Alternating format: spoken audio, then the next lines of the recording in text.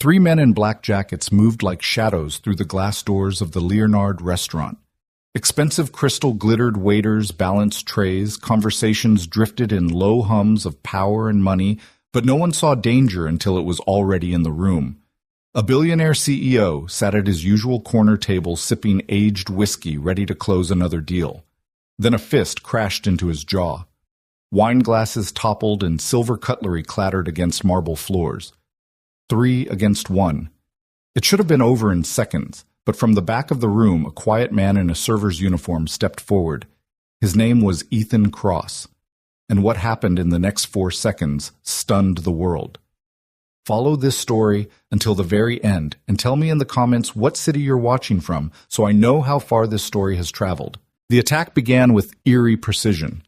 The first man lunged across the linen-draped table, grabbing CEO Daniel Carter by the lapels of his tailored suit, yanking him so violently that his chair skidded across the polished floor. Daniel's head snapped backward, the taste of blood mingling instantly with the bitter burn of whiskey. The second attacker was leaner, faster. He aimed a sharp knee into Daniel's ribs, trying to fold him like paper. The third flanked from behind, cutting off escape eyes, flat with the patience of a hunter who had rehearsed this kill.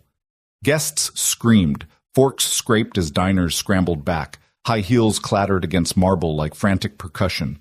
The air, once scented with rosemary lamb and truffle pasta, now thickened with fear. Claire Morgan Daniels' executive assistant was seated beside him. She had built her career mastering calm and chaos. But this was different. Her chair toppled as she reached for Daniel, instinct louder than logic. She fell hard, her palm scraping the cold stone, but she never took her eyes off her boss being dragged from his seat like prey. Somewhere near the service station, Ethan had been polishing glasses. He was invisible to most patrons, just another dishwasher pressed into uniform when the restaurant needed hands. But to him, invisibility was deliberate, chosen, necessary. He hadn't heard the first scream. He hadn't even looked up when whiskey spilled across white linen. What reached him was motion in the corner of his eye, an angle of attack he recognized too well. His body responded before thought could form. Ethan's mind fractured into 2 tracks. One still the father who checked his daughter's math homework and braided her golden hair. The other, the soldier whose reflexes lived deeper than bone. The first attacker never saw him. Ethan moved fast, no flourish, no wasted gesture. A palm drove into the man's solar plexus, collapsing him like a tent in wind. The sound was air leaving lungs in a desperate whoosh. Ethan's elbow snapped into the man's temple before he could recover. He dropped unconscious, but alive. The second spun fist swinging in a wide arc. Ethan stepped into the strike, not away, his body coiled precise. His fingers pressed into a pressure point below the collarbone, a maneuver drilled 1,000 times in darkness.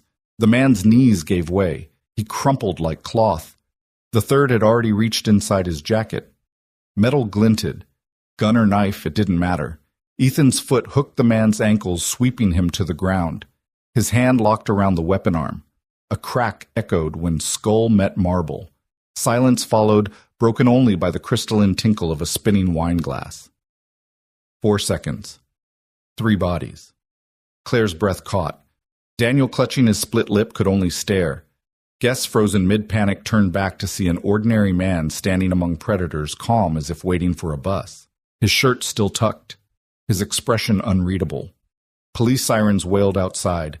Ethan raised his hand slightly, signaling compliance, even as his eyes tracked every exit.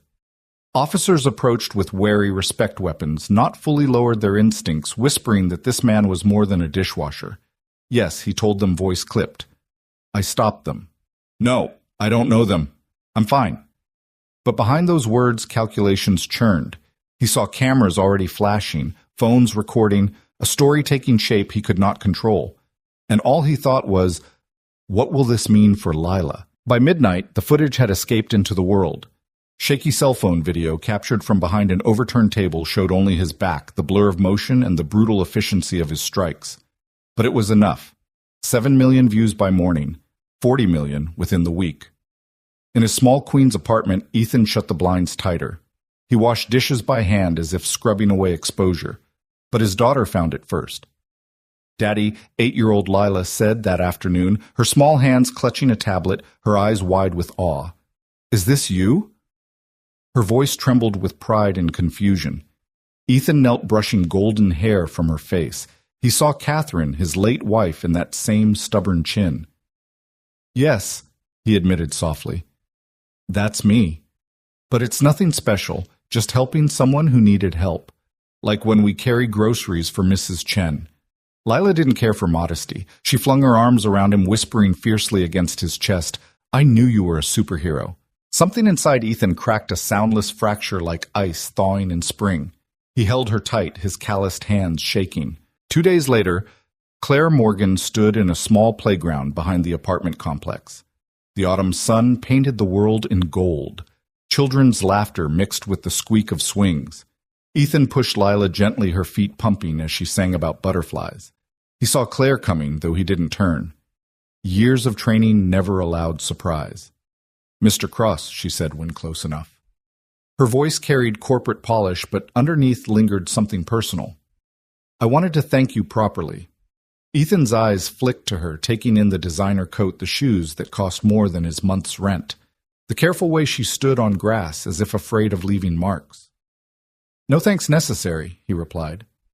His voice was quiet, neutral, but the hint of southern cadence betrayed roots he rarely acknowledged. Lila twisted mid-swing to look at the stranger. In that unfiltered assessment of children, she declared, "I'm Lila, and this is my daddy. He's really strong." For the first time, Claire smiled a smile unpracticed, genuine. Ethan noticed, and though he said nothing more, the world shifted slightly. The invisible man had been seen. Daniel Carter sat in his penthouse office days after the attack, gazing at the skyline through glass walls that reached for heaven. The city glittered below, billions in deals, millions in lives, and yet all he could see was the shadow of the man who had saved him. The memory refused to fade. The precision, the speed, the calm afterward.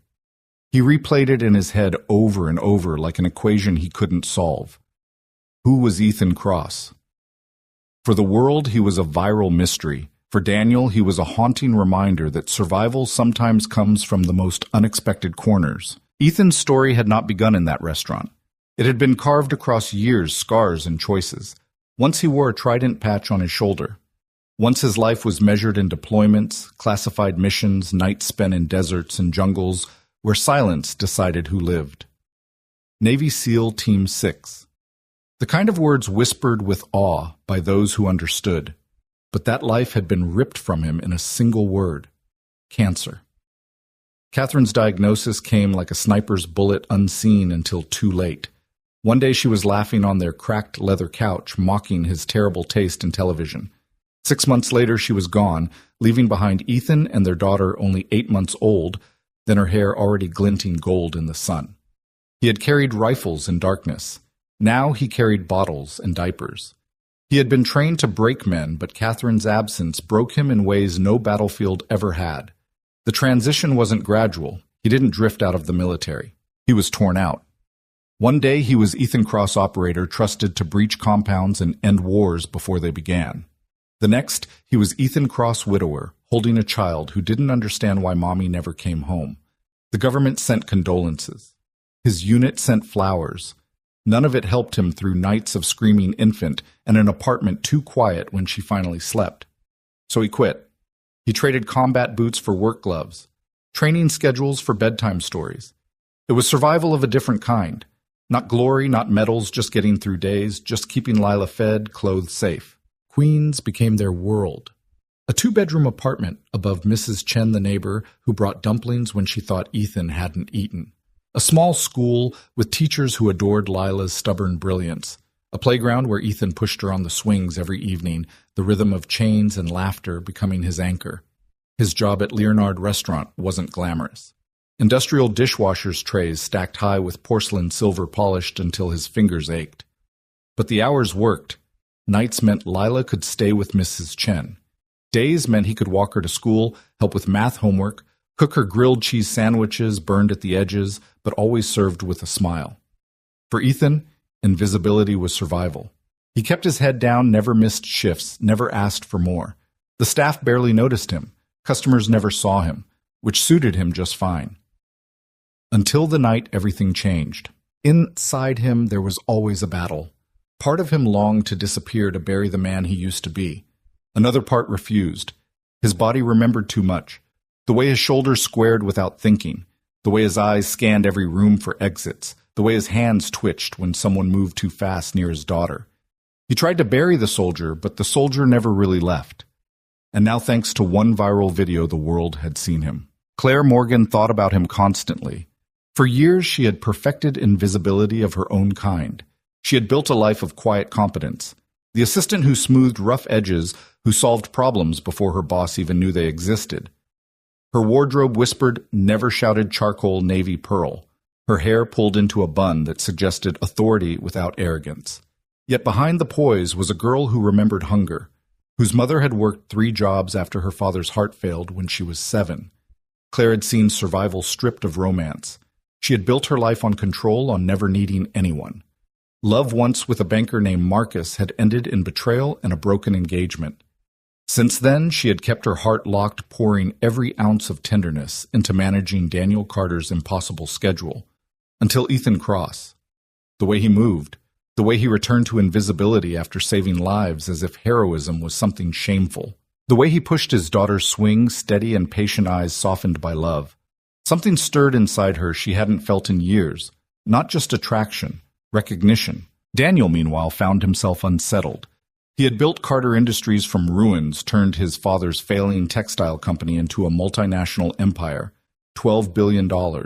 2 failed marriages, a brother dead in a ski accident while Daniel was closing a merger in Tokyo. He conquered boardrooms like generals conquered fields, but lately, victories felt like ash on his tongue. Every Thursday, he dined at Leonard, shielding himself with investors' clients' company. He hated silence. Silence meant loneliness. Silence meant regret.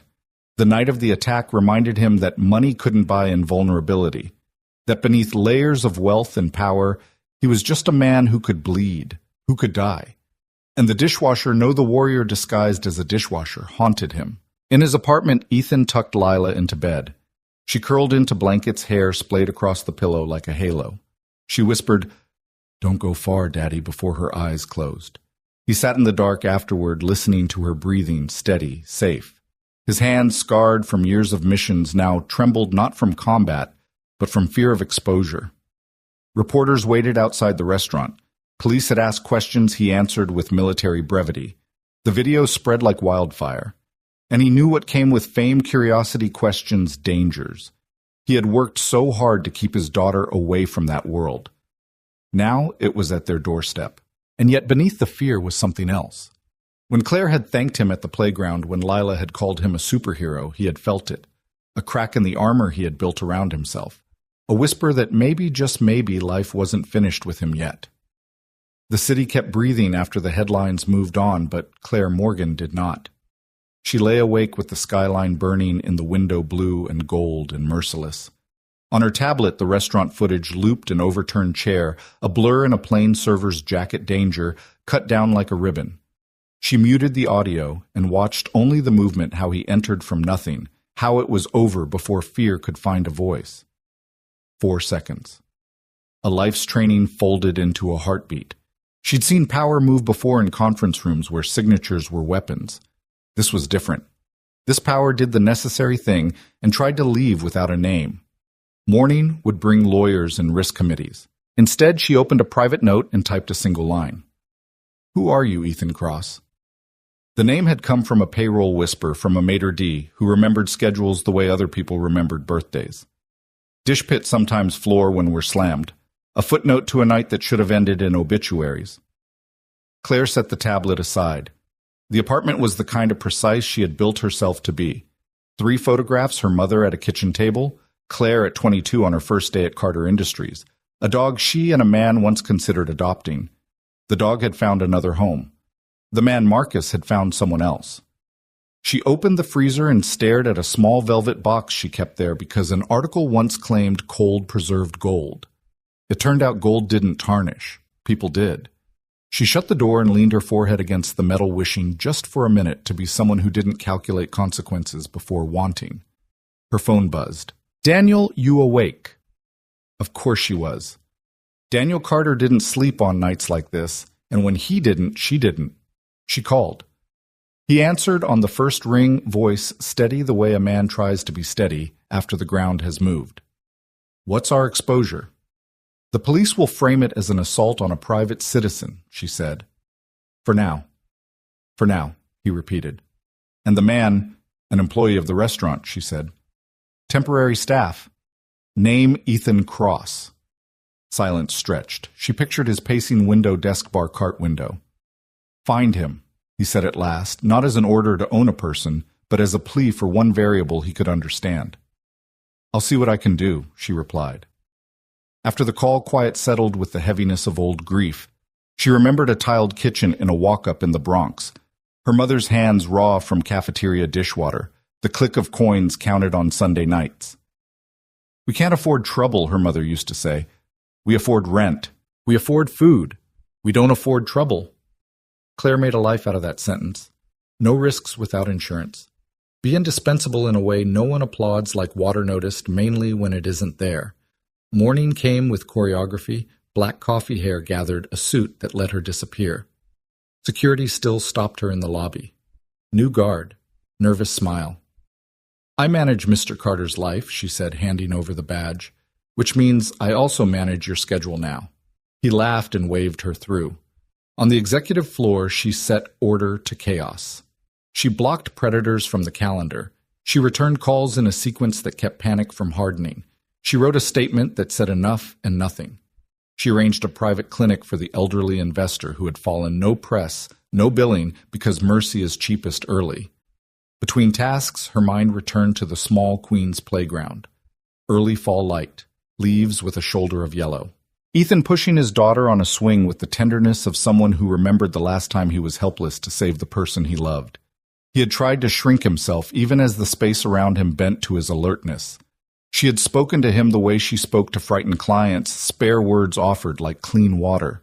He had answered with the economy of a man who didn't confuse language with noise. At noon, Daniel stood in her doorway. He didn't look like a commander. He looked like a man learning his body was not a fact he could rely on. Walk with me. They descended. He wasn't just a brawler, Daniel said in the elevator. He moved like a rumor of violence. Then he was gone. He moved like someone with nothing to prove, she said. Those are the ones you notice after the fact. Photographers hunched behind velvet ropes in the lobby. She placed herself half a step ahead of Daniel, absorbing the angles of the lenses, saying nothing. Back upstairs, she drafted contingencies. If the stock dipped, if the board demanded blood, if is a kind of weather. You can't stop it. You can only carry an umbrella and pretend you planned the rain. Near dusk, her mother called. The older woman's voice had the sandpaper softness of hands that never learned to rest. I saw the news, she said.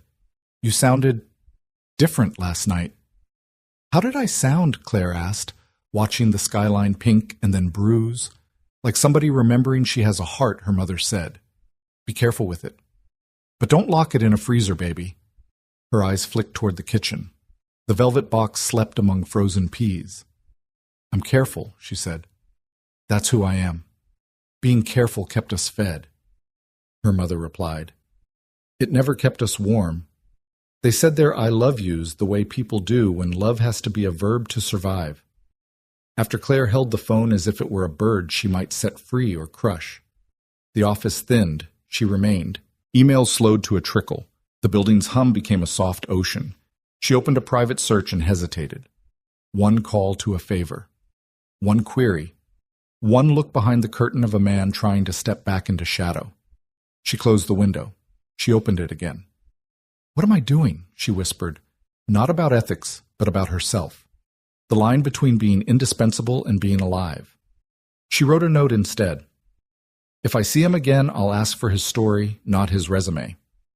On the way home, the city offered small kindnesses, someone holding a subway door, a teenager giving up a seat, a busker playing Motown that stitched childhood to now. She tipped too much. She bought emergency chocolate because kindness felt like rebellion. At her building, the doorman asked rough day in the voice menus when they suspect you have been brave.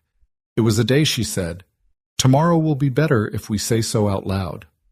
She didn't turn on overhead lights. Lamps made islands. She put the chocolate in the bottom desk drawer because that is where hope goes for later. Her phone vibrated with a message from a number she did not recognize. "Thank you for checking on the investor who fell. He's fine." No last name. No flourish. She sat down suddenly the way you do when the ground you feared might be empty turns out to hold. She typed erased, typed, erased. Finally, "I'm glad he's all right. Take care of your daughter tonight." Long pause. The city outside adjusted its lights one by one. Then always. She set the phone down and breathed. At the window, people moved in little rivers of purpose. Somewhere below, lives began and ended and began again. She thought of a widower soldier who polished glasses to pay rent, a child with gold hair and the stubborn chin of a girl who would not be told what she couldn't do, a man who would rather vanish than be applauded. "Who are you, Ethan?" "Ross," she asked the glass, and for the first time the question felt less like research and more like prayer. Behind her the freezer hummed. Tomorrow would bring lawyers and boardrooms and the low-level siege of surviving other people's panic. Daniel's restlessness, cameras, aftershocks no one could schedule around. Tonight brought a quiet thread stretched between two apartments, barely there, but strong enough to feel when she breathed. She turned off the last lamp. For the first time in years, she slept. He woke before sunrise because sleep fled the moment the city went quiet. The penthouse didn't exhale like ordinary apartments. It held its breath. Daniel Carter lay in the dim wash from the avenue and listened to silence that sounded like water pressing against glass. His jaw still throbbed where a stranger's fist had landed. Beneath that ache pulsed the memory of 4 seconds that refused to release him. He rose. The floors were cool. The kitchen smelled faintly of citrus cleaner and nothing else.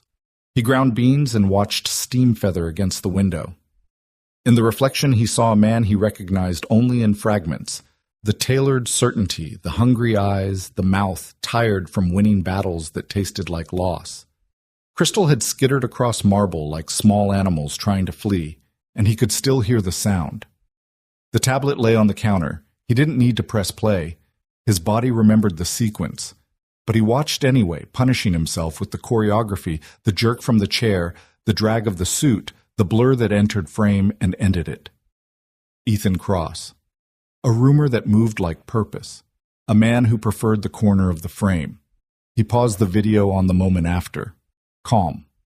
Hands half raised for police without surrendering awareness. Eyes triangulating exits, choke points people. Leadership recognizes leadership even when it hides.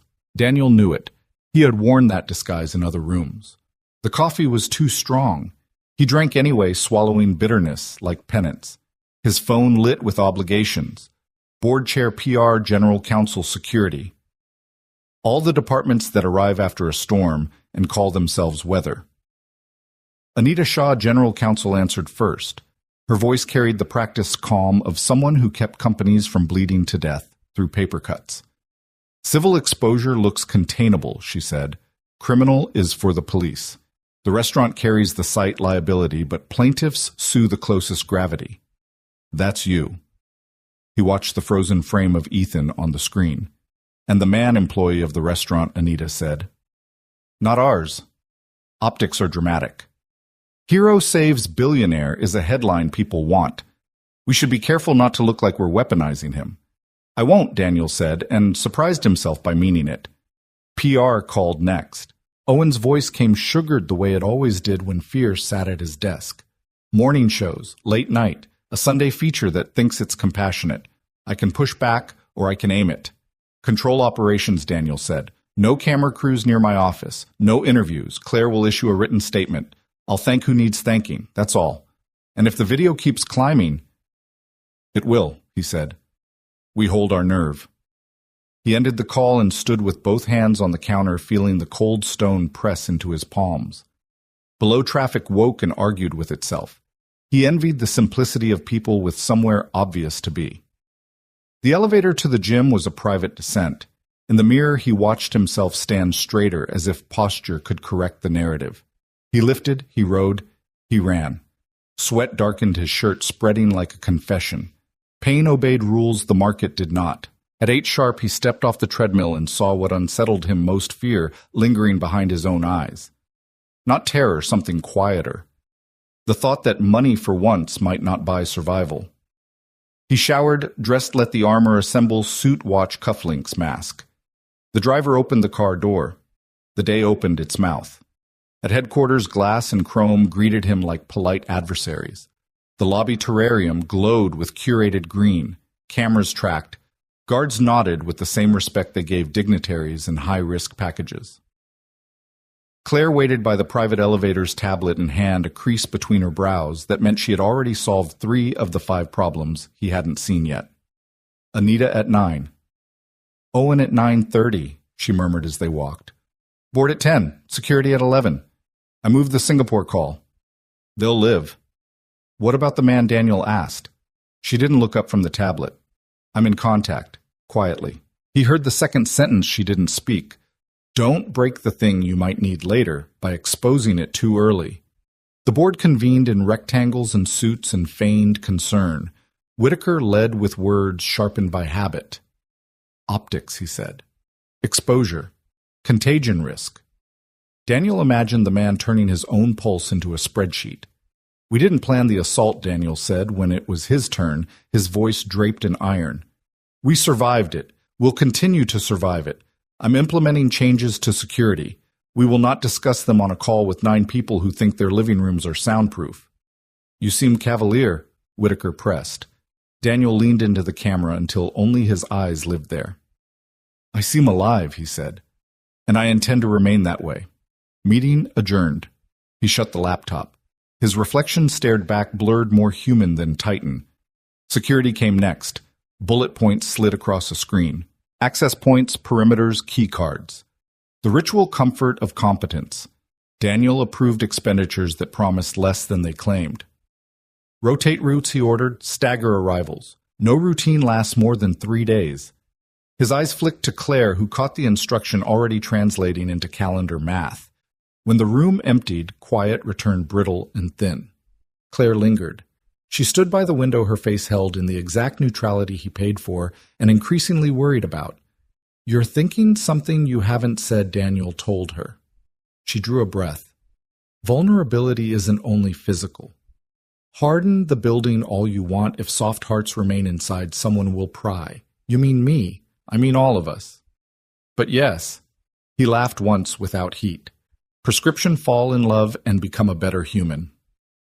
Her eyes flickered almost a smile. If I could schedule that, sir, I'd be on retainer for the species. He turned to the cabinet, poured bourbon, didn't drink it. Send a letter? He said finally. Courier. Company letterhead. Invite Mr. Cross here. Claire tilted her head. To offer him what something he can refuse without penalty. I want to see what kind of man says no to money, like it's a language he never learned. She didn't write it down, which meant she'd remember. After she left, he walked to the corridor of photographs, magazine covers, groundbreakings, winds frozen in glass. He recognized the stance more than the eyes. One photo was missing his brother Aiden, cheeks raw from cold goggles perched above his smile. Dead on a ski slope while Daniel closed a merger in Tokyo. He had sent money flown home for a day, then gone back. The world didn't pause for grief. Now staring at Aiden's face in memory, Daniel pressed fingers to his brow. He stood like that for long minutes, a man measuring whether his house could withstand a storm. At dusk, he told the driver to take the long way home. The city lit itself like a defense. Crowds streamed alive with uncalculated purpose. He watched from behind glass, both inside and outside his own life. The penthouse waited, disciplined and empty. He microwaved a plate someone had left covered in the fridge, ate 3 bites, set it aside. He pressed middle C on the piano with one finger. The note hung like a possibility unearned. His phone buzzed. Claire's message, letter sent. He wrote back, "Thank you." Then, because it was truer than efficiency required, for everything. He set the phone down and pressed both hands against the window. He wondered what Ethan Cross was doing with his daughter right now. Homework, dishes, a bedtime story in a room that couldn't buy the night, but knew how to keep it safe. He imagined a table too small for its pride. A girl with gold hair deciding the world was fair because her father made it so. Tomorrow, he whispered to the glass, "We try another way." The city answered with lights. By the third morning, the video had grown into something Ethan could no longer pretend wasn't there. At the newsstand outside Lila's school, tabloids screamed in bold type, "Mystery Hero." "Dishwasher saves billionaire." Faces of the attackers blurred, but his own silhouette frozen mid-strike printed beneath headlines he would never read aloud. He kept his head low as he walked Lila to the gate. Parents whispered, children pointed. He tugged his cap lower, kissed his daughter on the crown, and said, "Have a good day, Bug." She smiled, but her eyes lingered on him as though afraid he might vanish into some headline instead of returning at 3 o'clock. He turned away, feeling her gaze burn between his shoulders. The apartment felt smaller now. Curtains drawn tight, blinds angled against curious lenses. Reporters had already knocked, once polite at first, then insistent. Mrs. Chen downstairs chased them off with language Ethan pretended not to understand, though the meaning was clear. Leave this family alone. He stood in the kitchen, calloused hands braced against laminate counters. His heart pounded harder now than it had that night in the restaurant. Combat he could handle. Exposure was different. The sound of small feet echoed down the hall. Lila burst in cheeks, flushed tablet clutched to her chest. "Daddy, look!" She thrust it up. The video looped again, shaky but undeniable, his back, his strikes, the chaos collapsing in his wake. Her voice trembled with excitement. "It's you, isn't it? Everyone says it is." He knelt, taking the device from her small fingers. On screen, his shadow blurred against marble. He hated the recognition in her eyes, the pride mixed with confusion. "Yes," he said quietly. "That's me." Her mouth curved into a grin that belonged entirely to her mother. "I knew it. I told Emma my dad was a superhero. She didn't believe me. Now she has to." She wrapped her arms around his neck, fierce and sudden. "I knew you could do anything." Something broke inside him, soundless but deep. He held her until she squirmed, laughing. He brushed a strand of hair from her forehead and whispered, "I can't do everything, Bug, but I'll always try for you." 2 days later, Claire Morgan found her way to his world. It wasn't an official meeting, no suits, no statements, just a woman in a long coat stepping carefully across grass in a small playground in Queens. Ethan was already there, steady hands pushing his daughter on the swing, autumn sunlight spilling gold across everything. He saw her coming. Of course he did. Years of habits never unlearned. His eyes marked her steps, her composure, the deliberate way she chose not to hurry. He didn't stop the swing, didn't run. "Mr. Cross," she said softly when near enough. Her voice carried corporate polish, but underneath it lay something he couldn't name. "I wanted to thank you properly." He turned his head, studying her like a soldier studies terrain.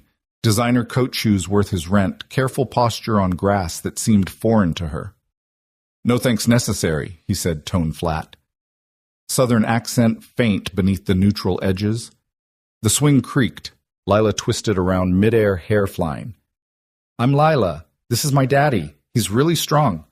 Claire smiled, then a real smile, unpracticed, warmer than anything she'd worn in boardrooms. Ethan caught it, and against his will, something inside him shifted. They stood in silence while the swing arced. Children's laughter rang around them, ordinary and eternal. For Ethan, it felt like standing on a threshold he had vowed never to cross again. That evening, when the playground emptied, Claire lingered. She glanced at the cracked slide, the basketball hoop leaning sideways, the graffiti hearts etched by teenagers who thought love permanent. "You're not what you seem," she said finally. Ethan's jaw tightened. "Neither are you." A pause stretched. Their eyes met, and in that quiet both recognized the truth.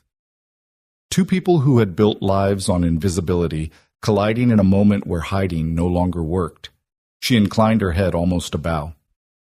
"Good night, Mr. Cross." "Good night, Miss Morgan." She left her heels careful against uneven sidewalk.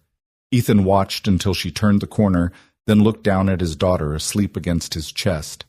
He whispered to her hair, "We'll stay invisible, Bug. No matter what." But even as he said it, he knew the world had already seen. Back in his penthouse, Daniel Carter sat before walls of glass, the city spread beneath him like a game board. A cloth pressed to his lip where the wound still stung. He remembered Ethan's refusal in the lettered silence of that fight, a man who saved lives and tried to vanish. For the first time in decades, Daniel felt something unfamiliar gratitude that couldn't be purchased. He swirled whiskey in his glass, staring at the skyline. "Who are you, Ethan Cross?" he murmured, the question drifting into the night. The city answered with lights, and somewhere in Queens a child whispered in her sleep, "My daddy's a superhero." The letter arrived by hand, thick envelope, embossed seal, delivered by a courier in a suit, who seemed embarrassed to be holding it. Ethan opened the door in a faded T-shirt, wary eyes already calculating escape. The man extended the envelope like an apology. "From Carter Industries," he said.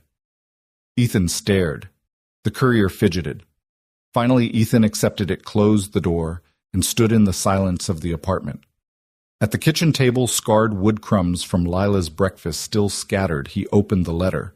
The words were measured as though someone had labored over every sentence. An invitation, a request, a summons dressed as courtesy. "Mr. Cross," it read, "we would be honored by your presence at Carter Industries headquarters. Thursday, 11 a.m.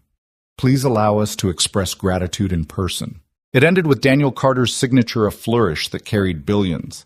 Ethan folded the letter once, twice, then set it down as if it might burn. Ensuite, he knew what it meant. Money. Favors.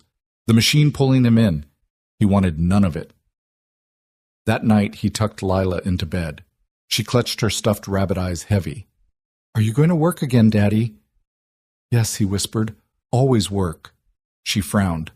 "I don't want them to take you away." He smoothed her hair. "No one's taking me anywhere." But when she slept, he sat alone in the kitchen, staring at the folded paper. He remembered Catherine's laugh, the way she had teased him about his stubborn pride. "You'd rather starve than owe anyone," she had said once. She wasn't wrong. He would go, not for money, not for favors, for the clarity of refusal. The headquarters towered 43 stories above the city, glass and steel that caught sunlight like a blade. Ethan wore his only suit, a relic from Catherine's funeral, shoulders tight, fabric faded. He moved through the lobby with the bearing of a man who saw every angle. Guards glanced at him, puzzled, sensing something not explained by his clothes. On the 43rd floor, chrome and art and silence swallowed him. A desk the size of a boat dominated the office. Behind it, Daniel Carter paced like a caged general. Claire stood in the corner, tablet in hand, gaze carefully neutral. Ethan waited at the threshold until Daniel gestured. "Mr. Cross." Daniel began, voice wrapped in charm and command. "You saved my life. Twice, really. Once in the restaurant, once by vanishing before the reporters could devour you. I owe you more than thanks." Ethan said nothing. His silence filled the room. Daniel continued. "A job. Head of security. 6 figures. Benefits. College for your daughter secured. A future that doesn't depend on dishwashers and night shifts." The offer gleamed like a weapon laid on the table. Ethan's reply was flat as prairie land. "I'm not interested in your money." Daniel blinked, genuinely startled. Men did not refuse him. Not this way. "Everyone wants something." "I want to be left alone," Ethan said, already moving toward the door. "Wait," Daniel pressed. "You're throwing away?" "My daughter wants her father safe every night," Ethan interrupted, hand on the handle. "That's all I want too." He opened the door. Claire stood, then, her eyes catching his. For a moment, something unspoken past recognition, maybe understanding. He nodded once, then vanished into the elevator, leaving silence behind him. Back at the apartment, Ethan shed the suit, returned to dishes and homework. Normalcy. Yet Claire's gaze lingered in his mind. The way she had looked at him, not as a headline, not as a commodity, but as a man. He told himself it meant nothing. He told himself invisibility was still possible. But deep down, he knew the world had already marked him. The supermarket aisles hummed with fluorescent light, and the low murmur of tired parents negotiating with children over candy. It was October, shelves swollen with plastic pumpkins and polyester ghost costumes stacked in messy heaps. Ethan moved slowly, one hand steadying the cart, the other picking through outfits small enough for Lila. She wanted to be a ninja. Of course she did. His girl was all energy, all fierce insistence that princesses could backflip and warriors could wear pink. He picked up a black hooded costume, held it against the air, imagining her spinning across the living room carpet with foam swords. "Not bad," a voice said behind him. He stiffened, turning. Claire Morgan stood at the end of the aisle, out of place among the candy skulls and rubber bats. Her dark coat cut a clean line against the cheap costumes. She carried no cart, just a small basket, and the faintest smile that looked like she was surprising herself by being here. "Ms. Morgan," he said carefully. "Let me guess," she replied, stepping closer. Eyes on the ninja outfit. "She wants to be a warrior, or a queen, or both." Ethan almost smiled. "Almost? A ninja. She says princesses can't do backflips." Claire tilted her head, pretending to examine the plastic swords. Smart girl. A warrior in disguise. They walked side by side through the aisles, a surreal parody of normality. She trailed her fingers along packages of fake cobwebs, listening as he spoke of Lila's stubborn streak of her refusal to accept bedtime without one more story. And then unexpectedly he found himself telling her about Catherine, about his wife's terrible taste in reality television, about the way she had laughed in hospital rooms, as if she could will sickness away. He didn't say the word cancer. He didn't have to. The silence that followed carried it. Claire listened without interruption. Her face softened, eyes lowered. Finally she said, "She sounds braver than most people I know. She was—" Ethan admitted, throat tight. For a moment, between polyester ghosts and cheap candy, they stood in a silence that felt almost holy. At the register, Lila ran up clutching a headband with plastic cat ears. She skidded to a stop when she saw Claire. Her eyes narrowed with 8-year-old suspicion. "Who's that?" Ethan glanced at Claire. "This is Miss Morgan. She works with Mr. Carter." Claire crouched, lowering herself to Lila's height. "I'm Claire," she said softly, "and I hear you're going to be a ninja."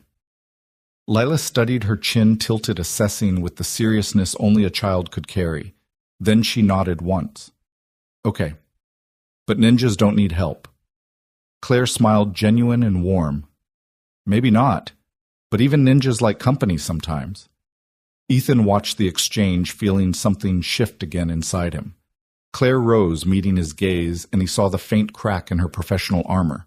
Something warmer, something unplanned. In the parking lot, the air smelled of rain. They loaded the cart in silence.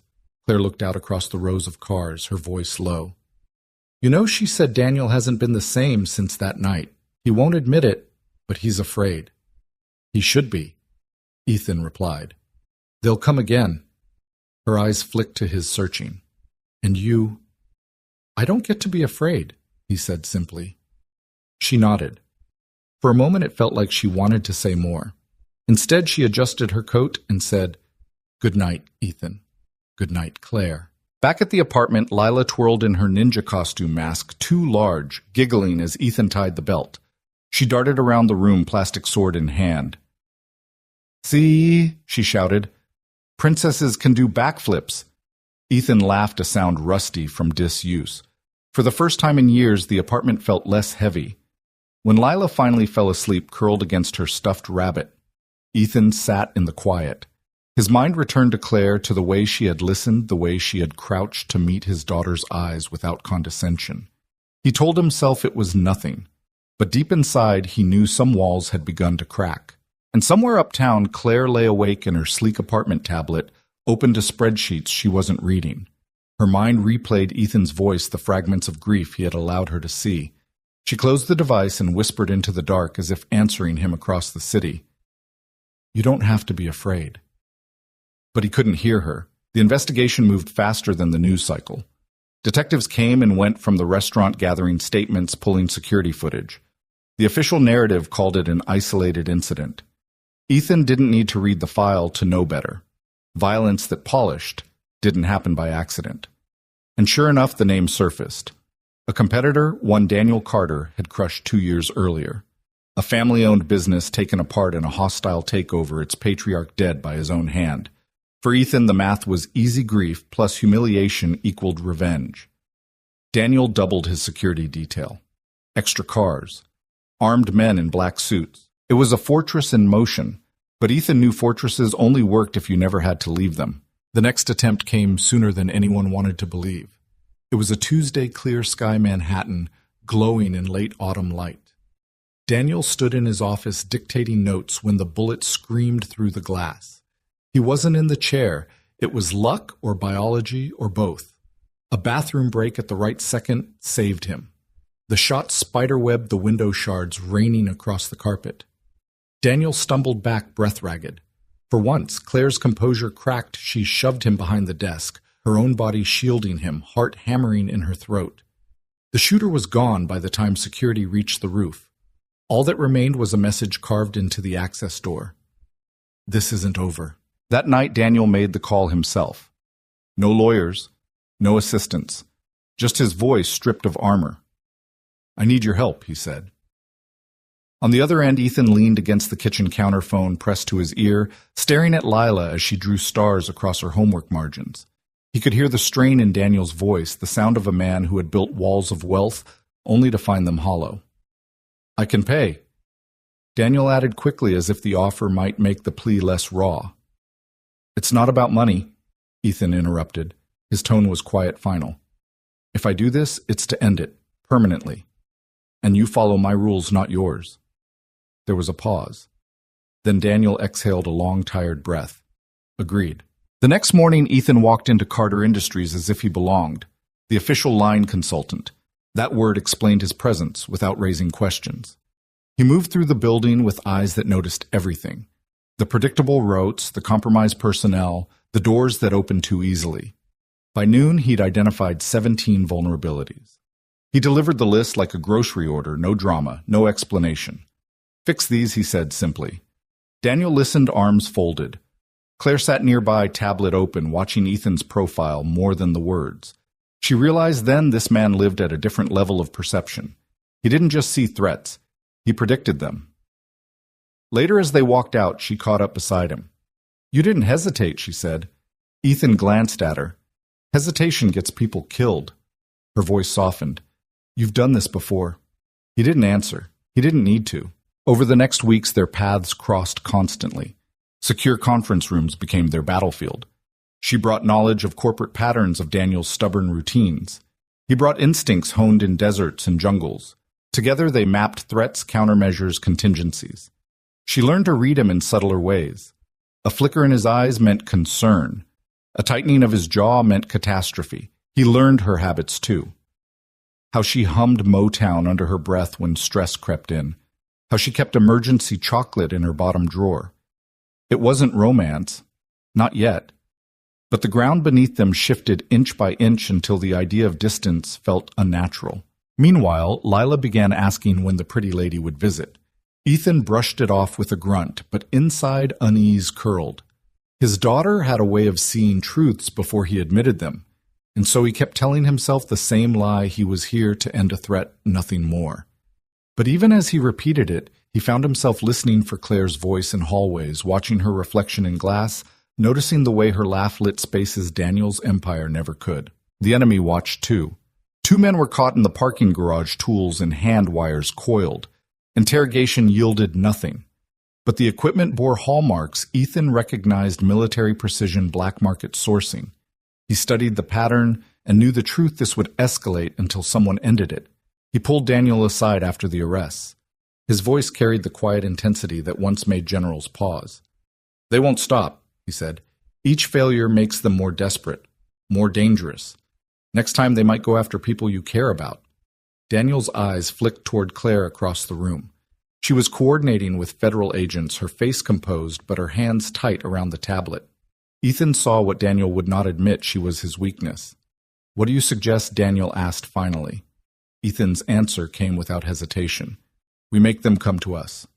On our ground. Our terms. And we end it. The estate in Westchester spread across 40 acres of manicured lawns and stone walls, an empire of success. Daniel Carter rarely called home. That was where Ethan began laying the trap. It was not just security work. It was orchestration, a chess match where lives were pieces. Officially, he was a consultant reviewing protocols. That explained his presence without advertising his true purpose.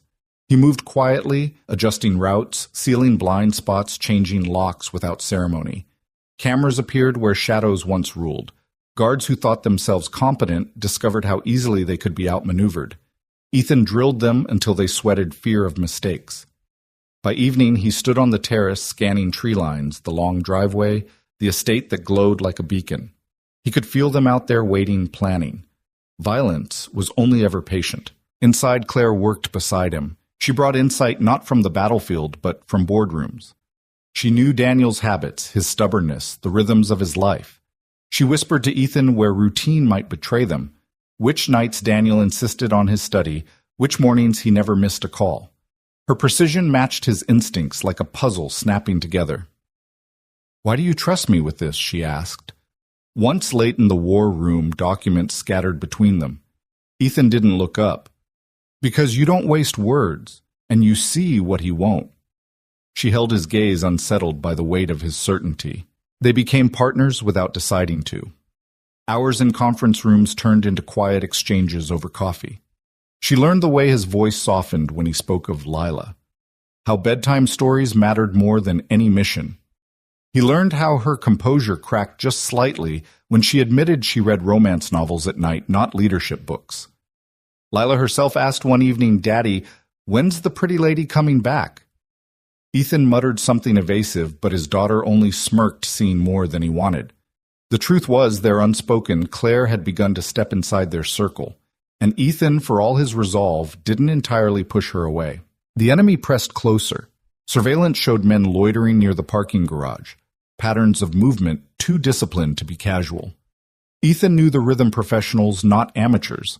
They were probing defenses waiting for the one night someone blinked, and so the plan crystallized bait them with a meeting leak it through channels they monitored, appear vulnerable but never unprepared. Daniel resisted at first. "You're telling me to dangle myself like meat?"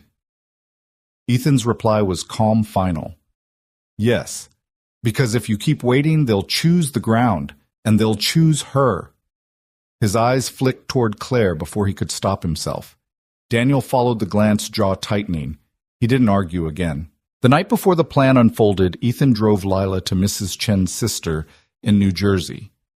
The girl clutched his hand in the doorway, sensing this was different from ordinary nights apart. "Important work," he said, kneeling to her height. His voice roughened despite himself. "Just one night bug. I'll be back." She studied him with solemn eyes, then hugged him fiercely. "Be careful, Daddy. Superheroes don't always come back in cartoons." He swallowed hard, holding her longer than he meant to. "I'll come back," he promised. Whether to her or to himself, he didn't know. At the estate, preparations turned every room into a weapon. Some doors sealed automatically.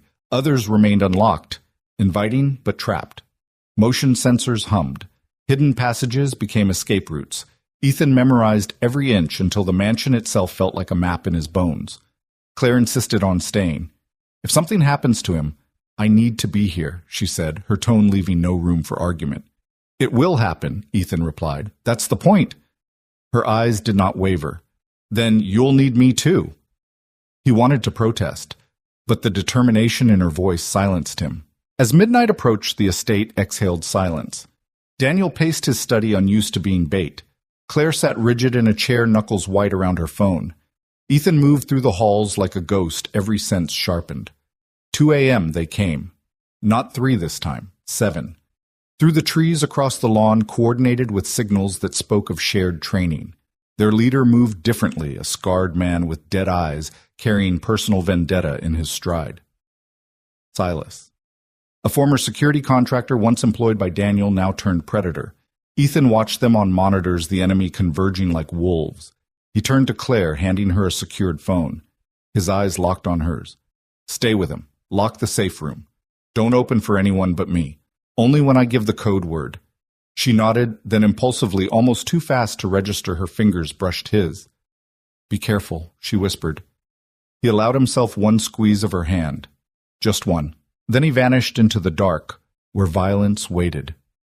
The east wing of the estate was silent, except for the hum of security cameras. Ethan crouched in the shadows, every muscle tuned like wire. He had designed this wing as the funnel, the killing ground. Wide halls narrowed into choke points. Marble pillars cast deep shadows. Every painting on the wall was irrelevant. Architecture itself would be the weapon. Through the monitor feed, he had watched them fan out 7 men professional confident. Silas, the scarred leader, moved with the certainty of someone who had trained others before turning rogue. His eyes scanned as if the mansion's wealth insulted him. Ethan whispered into his earpiece, though he knew Claire and Daniel were sealed tight in the safe room. "They're inside." He didn't wait for a reply. He slid into position, one more shadow among many. The first 2 intruders never had a chance. They moved down a side corridor, rifles raised boots soft on imported carpet. Ethan's hand shot out palm, striking the first man's throat with surgical force. He dragged him into darkness before the body hit the floor. The second turned, muzzle flashing, but Ethan was already inside his line elbow, cracking against his temple.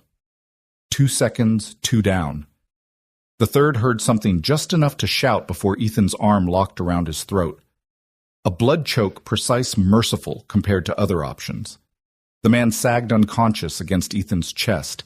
Ethan lowered him silently to the floor. But Silas heard. A sharp whistle split the air. Suddenly the careful rhythm broke. Orders barked. Gunfire erupted, muzzle flashes strobing the dark. Ethan dove behind a marble column. Bullets shattered plaster, ricocheted off stone. He rolled low, moved fast. This was his element. Chaos turned into choreography. He pushed through the dining hall using the room itself as ally. A heavy oak door slammed into a man's face with a sickening crunch. Another attacker pursued only to trip the wire Ethan had strung hours earlier. A deafening snap as he fell, weapon clattering across tile. The kitchen became a battlefield of noise. 2 men entered coordinated. Ethan used their own movements against them, sidestepping into one's blind spot, forcing the other's muzzle to track too slowly. Shots tore into stainless steel instead of flesh. A knife slid into Ethan's hand. He didn't remember drawing it, slicing a tendon with precision. The man dropped, screaming, weapon clattering useless. The 5th went down. That left Silas and 1 more. Silas moved differently. Ethan could feel it even before he saw him. This was not desperation, it was personal. Silas had been trained. The way he swept corners, the way his weapon tracked ahead of him, military or close enough. They met in the foyer beneath a chandelier that scattered fractured light across marble streaked with blood. Ethan's ribs burned from a hit he hadn't fully absorbed. His left hand throbbed where bone might be cracked. A shallow knife wound bled through his shirt, sticky warmth down his side. Silas stepped forward, scar catching the light. His voice was gravel ground through rage. "You don't know what he did. Carter destroyed everything, left good people with nothing." Ethan kept his breathing steady, cataloging pain-adjusting stance. "And this fixes it." "It makes him pay," Silas snarled. Ethan shifted his weight. "No, it just makes you another dead man." The clash was brutal, stripped of finesse. Fists, knees, elbows, desperation. They crashed through furniture. A coffee table splintered beneath their weight. Ethan's breath came ragged ribs protesting with every strike. Silas fought with the fury of someone who had nothing left to lose. For the first time that night, Ethan felt tested. Pain blurred edges. The knife wound tugged him downward. His vision pulsed at the edges. But in the chaos, something anchored him. Memory of Lila's hug, her fierce whisper. Superheroes don't always come back. No, he had promised her. When Silas lunged with a telegraphed haymaker born of exhaustion, Ethan shifted. His counter was fast, decisive combination of strikes drilled into muscle memory. Silas hit the floor, gasping, unconscious but alive. Ethan stood above him, chest heaving. Because when his daughter had asked if he'd killed anyone since leaving the service, he had said no. And he intended to keep that promise. The silence afterward was deafening. Only the creak of the chandelier swaying above the drip of blood on marble. Ethan staggered, pressing a hand against his side. He whispered the code word into the radio. A click. The safe room door opened. Claire stepped out first, eyes sweeping him, cataloging every wound even as she masked her fear. Behind her, Daniel followed, pale, shaken phone still clutched in his hand. "You're hurt," Claire said unnecessarily, already moving to find first aid. Her hands were steady, precise, but her touch was gentle on his split knuckles. "I've had worse," Ethan muttered, though his ribs screamed otherwise. She worked in silence, dabbing blood-taping gauze. When she finished, she leaned against him just slightly, her weight warm against his uninjured side. Her voice dropped to a whisper. "Thank you." Not just for tonight. For all of it. Outside, sirens grew louder. Red and blue painted the trees as dawn threatened. Federal agents stormed the estate, cuffing Silas and the others, beginning the slow work of unraveling betrayal. Ethan leaned back against the cold wall. Claire closed Daniel, speaking into a phone with shaking hands. The war was not over. But tonight at least they were still alive. The sun rose over the estate in streaks of pale gold, but inside the great house the aftermath still clung like smoke. Furniture lay broken across marble floors. Splintered wood shattered glass drops of blood that hadn't yet dried, proof of a night where silence had nearly given way to death. Federal agents moved with clipboards and cameras tagging evidence, murmuring into radios. Daniel Carter stood in his study, shoulders hunched, as if carrying the weight of an empire and the humiliation of nearly losing it. He signed papers without reading them, his pen trembling in ways his board had never seen. Every so often his eyes flicked to the window as though expecting another bullet to carve through the glass. Claire hovered nearby, orchestrating chaos with quiet authority. She scheduled statements coordinated with law enforcement, ensured the narrative didn't slip beyond control. Yet every time her gaze strayed to Ethan Cross, leaning against the doorway, bloodied shirt stiff against his ribs, her composure faltered for a heartbeat. He looked like a man carved out of exhaustion and refusal. And yet he stood tall, unbent. By afternoon, agents discovered what Ethan had suspected all along: rot from the inside. A mole within Carter Industries itself. The head of security, a man Daniel had trusted for a decade, was arrested at the airport trying to flee with falsified documents. Betrayal had festered, not at the gates, but at the heart. When they led the man away in cuffs, Daniel's face went gray. He had conquered markets, toppled rivals, but hadn't seen the knife growing in his own shadow. Ethan's voice was low, almost kind, despite the bluntness. You build fortresses, you should expect someone inside wants the key. Daniel said nothing. He only turned back to the window, hands gripping the sill as if it might anchor him. That weak pressure mounted. Reporters swarmed the story, demanding names. The internet had christened Ethan the Invisible Guardian. Viral threads speculated about his past. Was he ex-military intelligence, a hired gun? Ethan avoided cameras, turning his back whenever flashes erupted. But Daniel, against legal advice, scheduled a press conference. Claire fought him, reasoning it would only fuel the fire. But he stood firm, perhaps out of pride, perhaps out of something deeper, an uncharacteristic need for transparency. I won't let them spin this, he said. The world will hear the truth from me. The day of the press conference, the atrium was filled with microphones and restless reporters. Cameras gleamed like hungry eyes. Daniel stepped to the podium, bandaged lip, visible suit, pressed posture regal.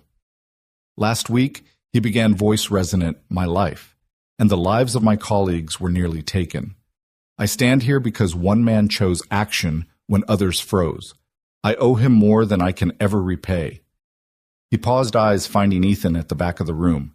Ethan shifted uncomfortably in a borrowed suit, standing as far from the spotlight as possible. Ethan Cross. Daniel continued, is the reason I am alive. He asked for no payment. He wanted only safety for his daughter. In a world where everything has a price, I ask you to remember what it means when someone refuses to sell courage. Flashes erupted, questions flew, but Daniel raised a hand. That is all. He stepped back, ending it before the feeding frenzy could devour Ethan whole. Ethan slipped out through the side exit.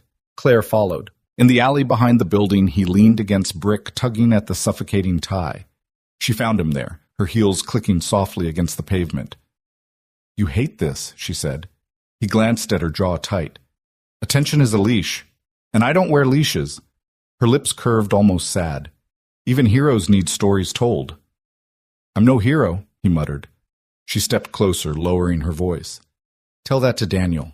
Tell it to those investors. Tell it to your daughter who thinks you're stronger than anyone alive. Her words pierced the armor. For a moment he let himself imagine what she saw, not a ghost of war, but a father who refused to break. That night back in Queens, Lila sat cross-legged on the couch, tablet in her lap. The video of Daniel's speech played again. Her eyes were wide, shining. Daddy, she whispered. He said your name. Ethan froze in the kitchen doorway, drying his hands on a rag. He said, you're the reason he's alive.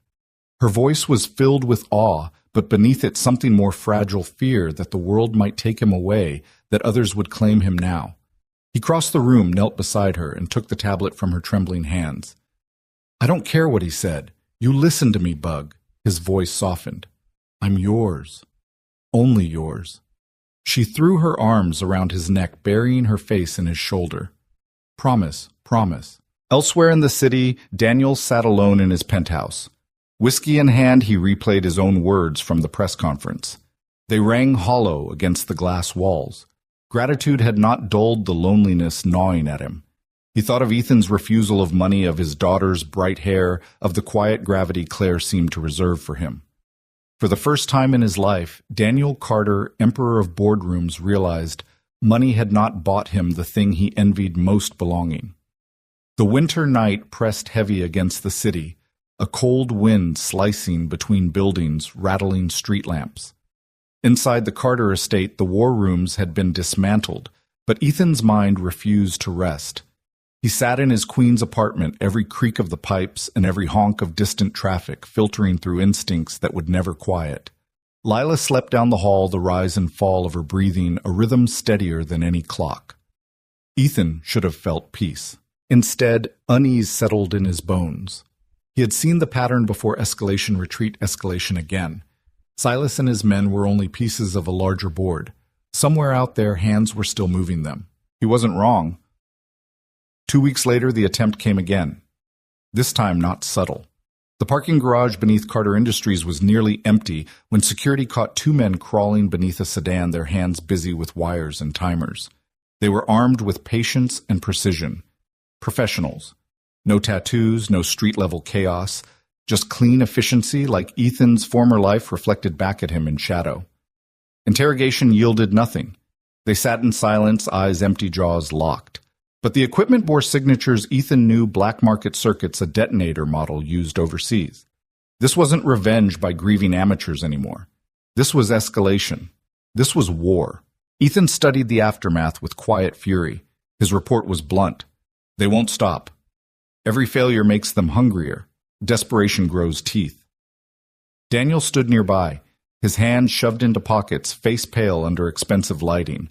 For once, there was no boardroom polish, no carefully timed wit, just fear disguised as frustration. "Then what do we do?" Daniel asked. Ethan fixed him with eyes that saw through walls. "We set the ground.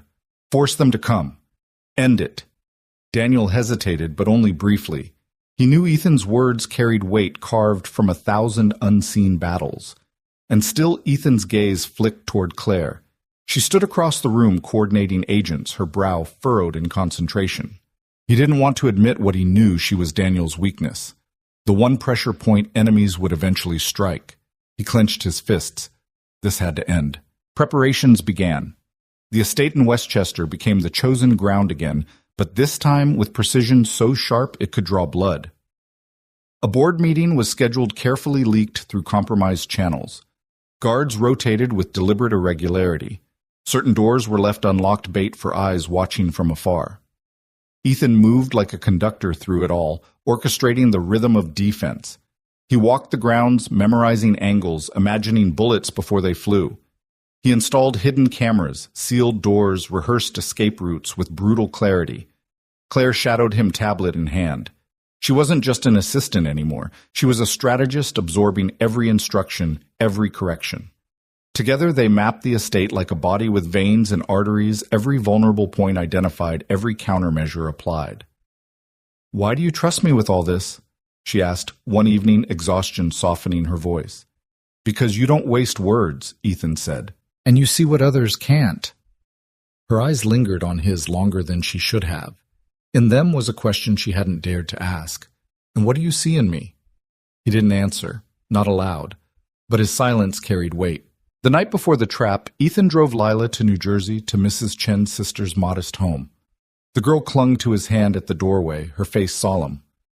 "Important work," he explained, crouching to meet her eyes. His chest tightened. "Just one night."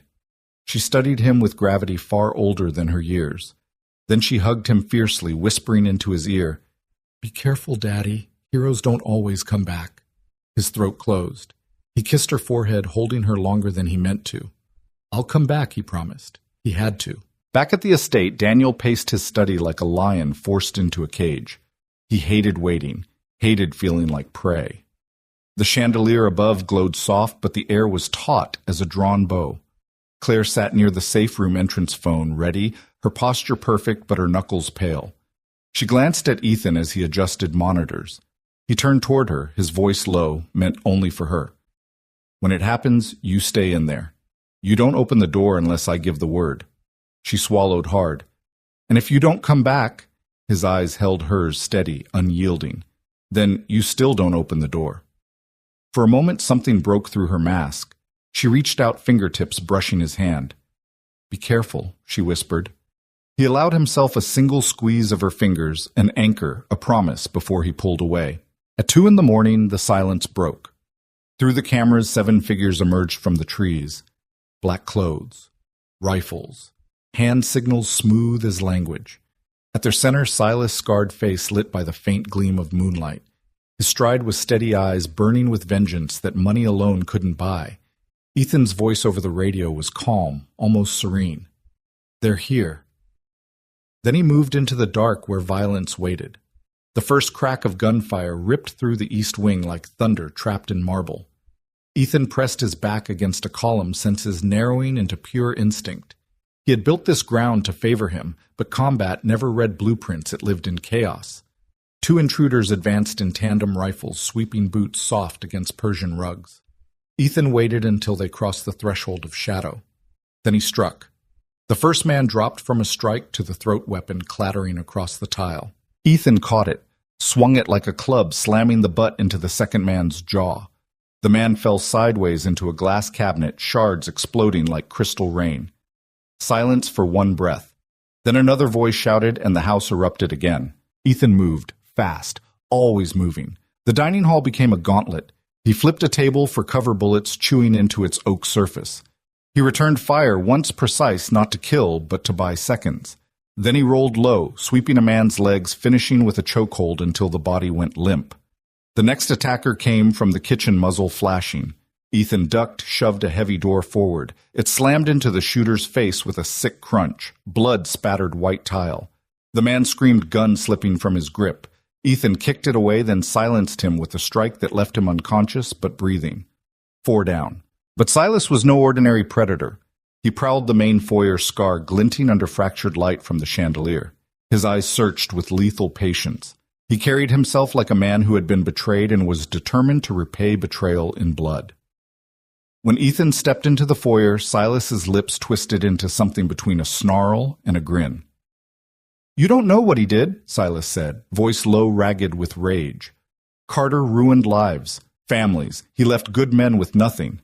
Ethan's ribs screamed as he shifted, breathing shallow against the knife wound that seeped beneath his shirt. "And you think this fixes it? This won't bring anyone back. It'll make him pay." Silas lunged. The collision was brutal. Fist against fist, elbow against bone. They crashed into furniture, toppling a heavy side table, scattering first editions across the floor. Ethan blocked, countered, ribs flaring with pain every time he twisted. Silas fought with the fury of a man already dead in his own mind. Every strike came fast, relentless, driven by grief weaponized into hate. Ethan staggered back, slamming into a column. Blood filled his mouth. He spat crimson onto marble eyes blazing. His muscles screamed, but somewhere deeper, another force stirred memory of Lila's arms around his neck. Her whisper in the dark. "Be careful, Daddy. Heroes don't always come back." He couldn't die here. He had promised her. Silas swung wild, a haymaker too heavy, too desperate. Ethan slipped inside the arc, countered with precision. Left jab, right hook, knee to the gut, elbow across the temple. Silas collapsed onto marble body, shuddering once before going still. Ethan stood above him, chest heaving, body wrecked. His fists hovered for a moment, temptation, whispering to end it. But he froze. He thought of his daughter's question, "Once, Daddy, have you ever killed anyone since you came home?" And he had answered no. He would not change that answer now. Silas lay unconscious, alive, and that mattered more than vengeance. The silence after was louder than the battle. Ethan's breath echoed in the cavernous foyer, mingling with the creak of the chandelier and the drip of his own blood on marble. He pressed a hand to his side, forcing his body to move. "It's done," he rasped into the radio. Code word, Firefly. A moment later, the safe room opened. Claire stepped out first, her eyes sweeping across him. She saw the blood, the bruises, the tremor he tried to hide. Her composure cracked just for a second. She rushed forward, hands already reaching for gauze and tape. "You're hurt," she whispered, her fingers brushing his. "I've had worse," he said, voice hoarse but steady. She pressed cloth against his ribs, trembling despite her practiced hands. Her head bowed close, her hair brushing his shoulder. "Thank you," she whispered, not just for surviving, but for not losing himself in the darkness. Behind them, Daniel Carter emerged, pale and shaken phone, still clutched voice tight, as he reported to authorities. His eyes flicked from Silas, unconscious on the floor, to Ethan standing bloodied but unbroken. He saw the difference between them. By dawn, the estate swarmed with agents. Silas and the others were dragged away in cuffs. Evidence pointed to a conspiracy deeper than Daniel's rivals, a betrayal rooted in his own boardroom. As helicopters thumped overhead, Claire remained at Ethan's side, cleaning wounds with quiet precision. He didn't flinch under her touch, though every sting carried weight. When she finished, she leaned against him just slightly, her warmth anchoring him in the chaos. "You're not alone," she murmured. For the first time in years, he almost believed it. By sunrise, the estate looked less like a fortress and more like a crime scene museum. Evidence markers dotted the marble floors, yellow tape stretched across corridors, and shattered furniture lay piled like bones. The scent of gunpowder still lingered beneath the antiseptic tang of cleaning supplies. Federal agents swarmed in dark jackets, their clipped voices filling the air. Detainees Silas and the others were herded into vans, faces pale but defiant. Cameras flashed from the gates, reporters shouting questions into the cold morning. Ethan stood apart from the chaos, his shirt stiff with blood hands wrapped in fresh bandages. He kept his posture loose, but his eyes scanned everything, always calculating, always ready. Claire remained near him, refusing to drift too far. Every so often, her gaze slid over his injuries, cataloging silently. She saw what the others didn't, the exhaustion beneath his control, the weight pressing him down. Daniel Carter, however, had eyes only for the betrayal unveiled before him. The federal lead agent, a tall woman with gray eyes, approached Daniel in the study. "We've confirmed your suspicion. This wasn't just outside pressure. You were compromised from within." Daniel's jaw worked. "Who?" "Your head of security," she replied. "He's been selling information, access points, schedules, vulnerabilities. We picked him up at JFK an hour ago." One-way ticket cash, non-extradition country. Daniel staggered back against the desk as if someone had punched him. His security chief, a man he had trusted for a decade, shared drinks with, relied upon, had fed the wolves. Ethan spoke from the corner voice, low and steady. "Fortresses fall from the inside. You never see it until it's too late." Daniel's eyes flashed with anger, then softened. "How did you know?" Ethan met his gaze without flinching. "Because I've lived it. Trust is always the first breach." The fallout was immediate. Carter Industries' board demanded statements, stock analysts spun fear into charts, and PR whispered of disaster. But Daniel made a decision that shocked even his closest advisors. He would face it publicly. Against the pleas of lawyers and executives, he called a press conference. Claire tried to dissuade him, her voice sharper than usual. "If you stand in front of cameras, they'll devour him," she said, nodding toward Ethan. "They'll turn him into spectacle. They'll dig into his past, his daughter, everything he wants hidden." Daniel rubbed his split lip, the wound still tender. "If I don't, they'll spin their own story. At least this way we tell it first." Ethan, leaning against the wall, broke his silence. "Do it. Just keep my daughter out of it." Claire turned on him. "You can't be serious. Exposure is the one thing you've fought to avoid." He gave a tired half smile. "Sometimes the only way to disappear is to step right into the light, then walk out again." The press conference drew more cameras than Daniel's most lucrative mergers. The atrium of Carter Industries buzzed with reporters, microphones stacked like weapons flashes primed to blind. Daniel stepped up, suit pressed, face set in determination. Claire hovered to the side tablet, ready, eyes darting like a sentry. "My life." Daniel began was nearly ended twice this month. Once in a restaurant. Once in my own home. I survived because of one man. The crowd hushed. Ethan Cross. Daniel said, gesturing toward the back. Ethan shifted uneasily in a borrowed suit, standing with shoulders too broad for anonymity. He looked more soldier than civilian, more ghost than man. This man, Daniel continued, saved me not for money, not for favors. He asked only for the chance to go home to his daughter. In a world where everything is transactional, remember what it means when someone refuses to sell courage. Questions exploded. Who is he?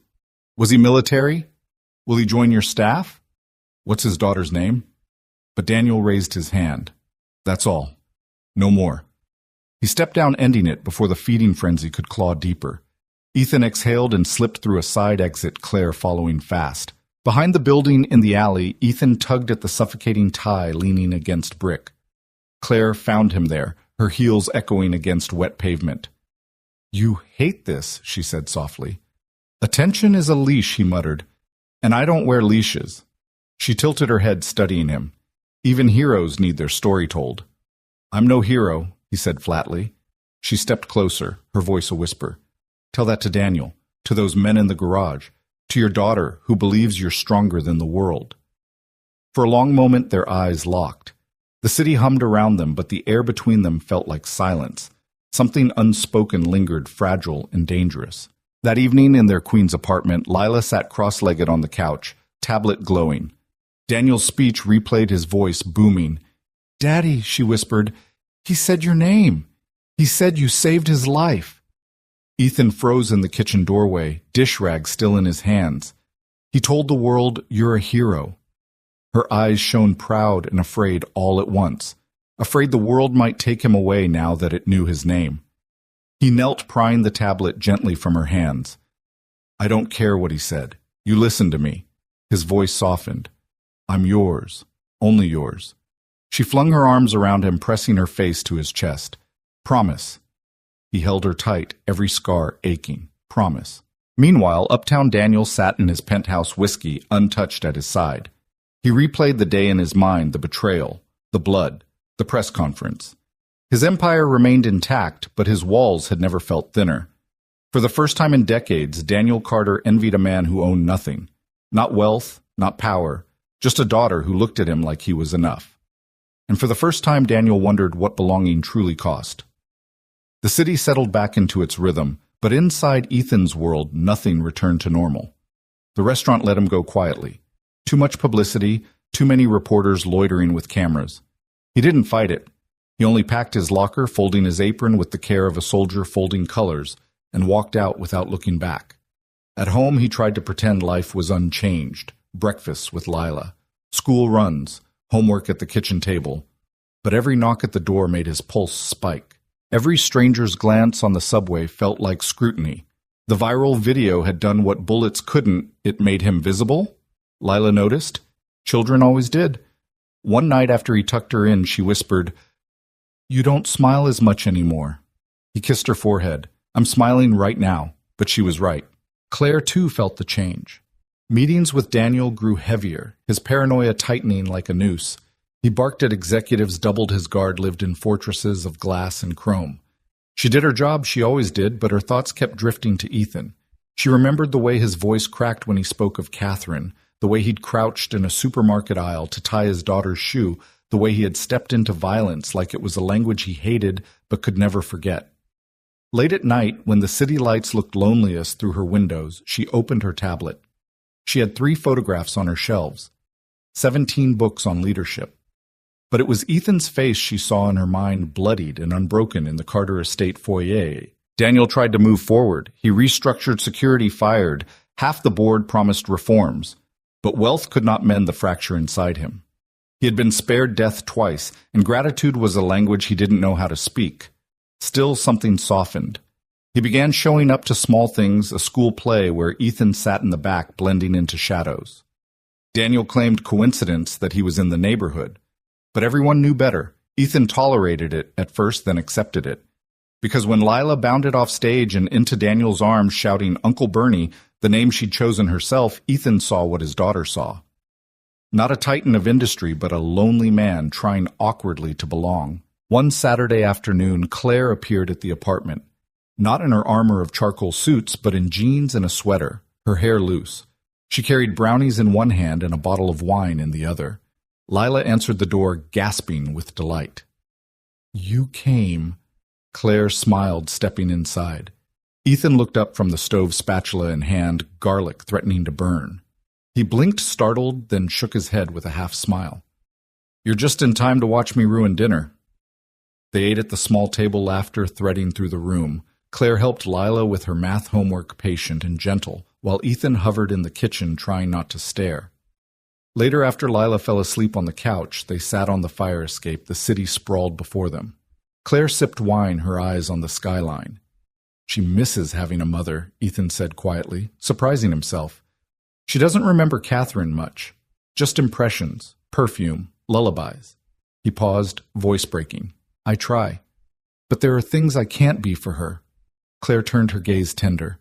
"I miss having a family," she admitted. "I have been so busy being necessary I forgot about being wanted." Her words hung between them like fragile glass. He looked at her, seeing not the polished assistant, but the woman beneath. "We want you around," he said simply. "Both of us." The progression was slow. Careful. A toothbrush left behind. Work clothes folded into drawers. Pajamas she wore when Lila demanded movie nights. Ethan learned her coffee preferences. She learned the shape of his nightmares and how to bring him back without making him feel weak. Lila adjusted with the easy grace of children drawing three figures in her crayon family portraits. Sundays stretched into lazy breakfasts. Homework turned into shared lessons. Bedtime stories required all three voices. And for the first time in years, Ethan felt his heart thaw. Daniel watched from the edges, almost envious, almost grateful. He declined dinner meetings in favor of birthday parties. He clapped too loudly at school plays. He became Uncle Bernie without protest. And as he watched Ethan, Claire, and Lila form something that looked like family, he realized that power wasn't in the boardrooms he commanded. It was here in laughter over burned garlic, in a child's trust, in the quiet touch between two people who had carried too much loss and still dared to love again. The seasons turned. Winter's sharp breath softened into spring, and the rhythm of their lives began to settle into something Ethan hadn't thought possible: ordinary. Ordinary mornings with Lila rushing through cereal so she could braid her hair twice before school. Ordinary evenings where Claire's voice joined his as they read bedtime stories. Three voices weaving tales until laughter won out over sleep. Ordinary Sundays with pancakes that burned on one side and came out perfect on the other. Claire laughing as Ethan pretended not to sulk when Lila declared her stepmothers were better. Ordinary and yet miraculous. Because for a man who had once believed invisibility was survival belonging, now felt like the bravest act of all. The wedding came small as they wanted. A botanical garden, sunlight sifting through glass domes. Lila marched proudly down the aisle, flower girl and ring bearer and maid of honor, all at once. Daniel Carter. Yes. Uncle Bernie stood taller than boardrooms had ever made him as he gave Claire away. His eyes shimmered, though he blamed allergies. Mrs. Chen wept openly in the front row. Ethan wore a suit that fit him for once. His vows were simple, his voice rough. I thought my life ended when I lost Catherine, but then I found light again. With you. With us. With her. Claire's voice trembled, but her words cut clear. I thought being needed was enough. But you taught me what it is to be wanted. Home isn't a place. It's people. It's you. It's her. When they kissed, Lila clapped loud enough for the garden to echo. Finally, she shouted, and laughter washed through the ceremony like a blessing. The reception took place in Daniel's garden. His gift had been paying for everything despite Ethan's protests. Consider it a business merger, Daniel joked, raising a glass. But beneath the humor was pride, the kind that doesn't come from numbers, but from watching people you love find happiness. Ethan stood back, a glass in hand, watching his daughter twirl with Claire across the lawn, both laughing, hair flying. Catherine's absence was a gentle presence beside him. Not a weight anymore, but an approval, as though she whispered permission. Be happy. Without guilt. He felt her there, and for once, instead of pain, it filled him with peace. Life unfolded slowly after that, stitched together in threads of the ordinary. They moved into a larger apartment in the same building because Lila insisted Mrs. Chen was family, and family didn't get left behind. Ethan left the dish pits behind too, taking a position teaching self-defense at the community center. His scars became lessons, his knowledge a shield for others. The point isn't to fight, he told teenagers who thought violence was glory. It's to walk away standing. Claire scaled back her hours with Daniel. She shifted to consulting carving space for homework sessions, after-school snacks Friday movie nights, where she and Lila debated plot holes while Ethan pretended to understand. They built traditions without realizing it. Friday movie nights, Saturday morning pancakes, Sunday evenings with Daniel squeezed into their kitchen chair, pretending to grumble at the cramped space, even as he soaked up every moment. Lila began drawing crayon families with 4 figures, now herself, Ethan, Claire, and Uncle Bernie looming in the corner like a benevolent giant. And slowly the cracks in Ethan's armor filled. He still woke sometimes with nightmares, but Claire was there, steady hand on his chest, grounding him.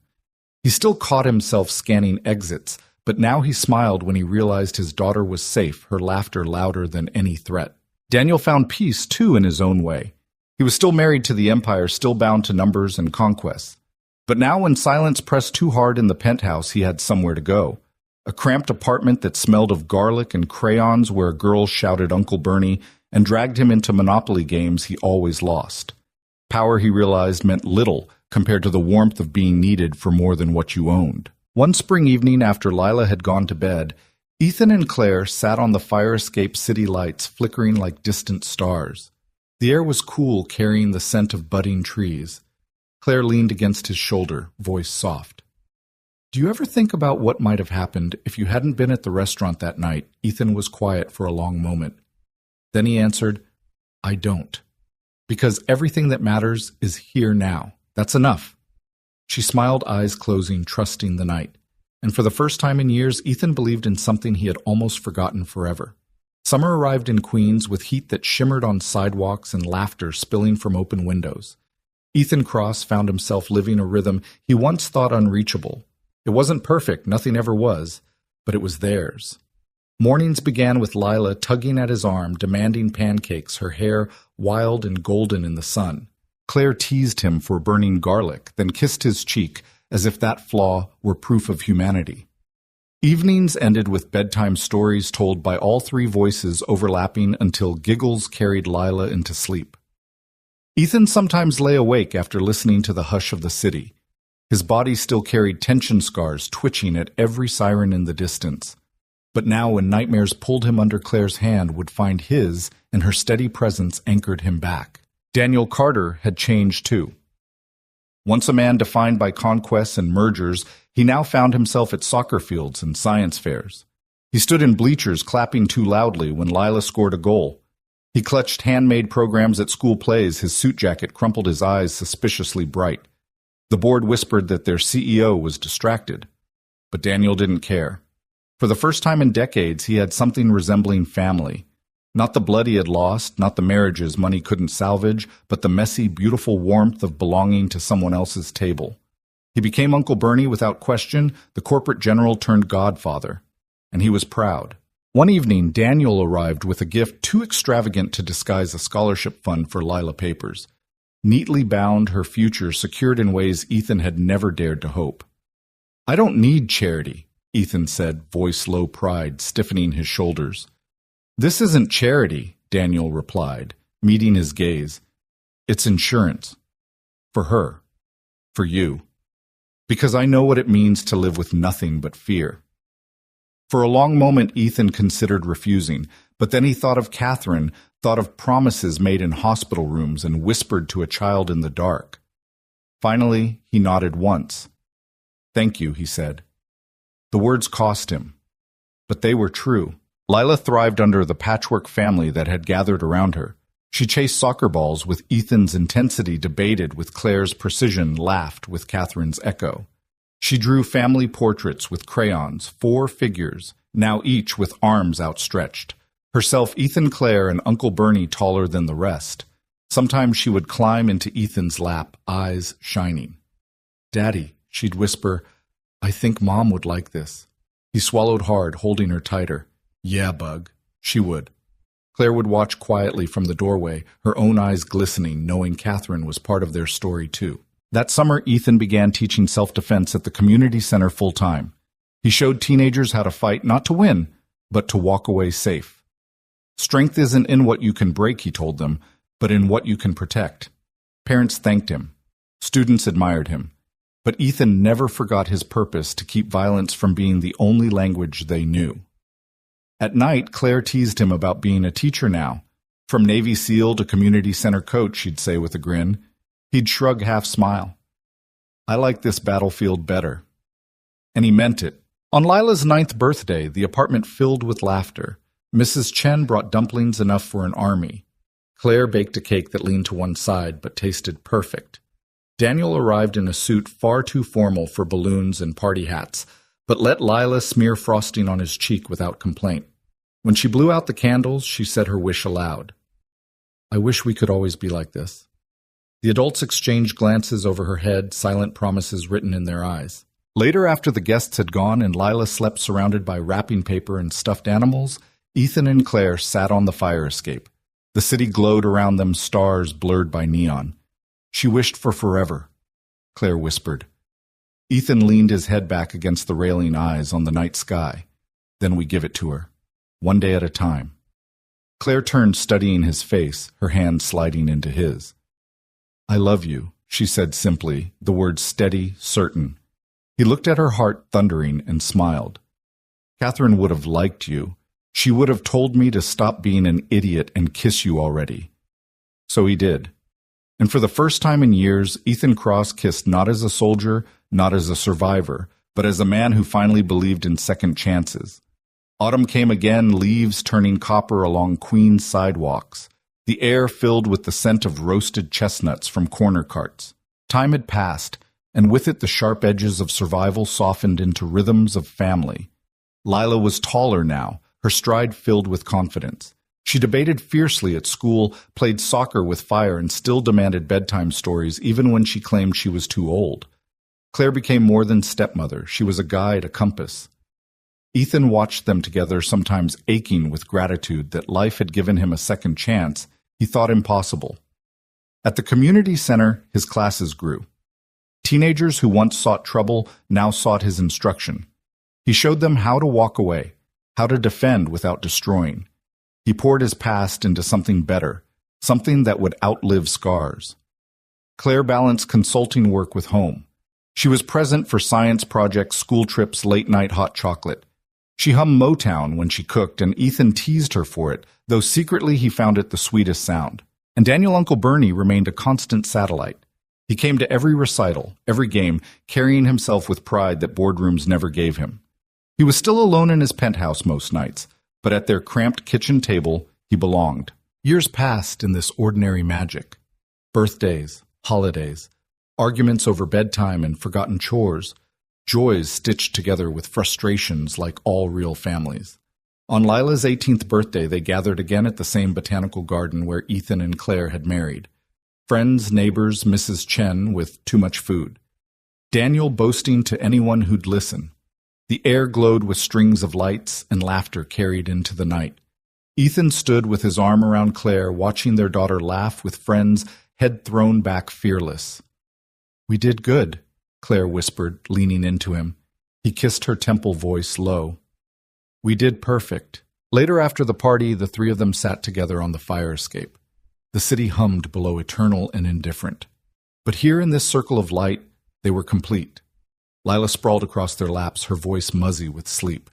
Tell me the story again, she murmured. Ethan smiled. Once there was a knight who tried to disappear, but the kingdom found him anyway. Claire picked up the thread. And a clever princess who reminded him that strength wasn't in his sword, but in his heart.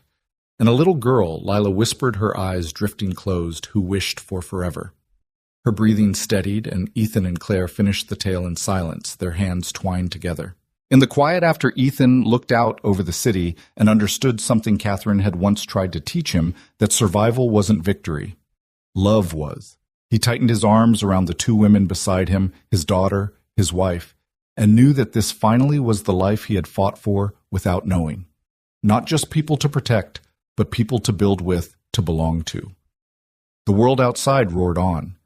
But inside their small orbit, they had won. And sometimes that was enough.